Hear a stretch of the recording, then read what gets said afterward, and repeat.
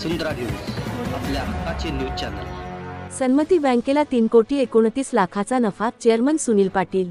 इचलकरंजीत सन्मती सहकारी बँकेचा आर्थिक वर्षात एकूण व्यवसाय 475,32 इतका झाला आहे, तर बँकेला 3,29 इतका ढोबळ नफा झाला असल्याची माहिती बँकेचे चेअरमन सुनील पाटील यांनी पत्रकार बैठकीत दिली। ते म्हणाले, बँकेच्या 12 शाखा असून 10 शाखा नफ्यात आहेत।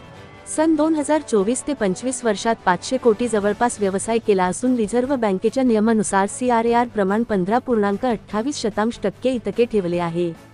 आर्थिक वर्षात भागभांडवल 9,13 लाख जमा असून बँकेकडे 277,29 लाख ठेवी आहेत। 198,02 लाख इतके कर्ज वाटप केले आहे। बँकेने सरकारी कर्जरोखे व इतर बँकांत 102,55 लाख इतकी गुंतवणूक केलेली आहे। राखीव निधी व गंगाजळी 45,80 लाख इतकी रक्कम ठेवलेली आहे। बँकेचे खेळते भांडवल 353,12 लाख इतके आहे। सन 2025 ते 26 या आर्थिक सालात बँकेने 400 कोटी ठेवीचे उद्दिष्ट ठेवलेले आहे। लवकरच सांगली शाखा महावीर नगर वखारभाग जैन बोर्डिंग येथे नवीन जागेत अत्याधुनिक तंत्रज्ञानासह स्थलांतरित करत आहोत, असे चेअरमन पाटील यांनी सांगितले।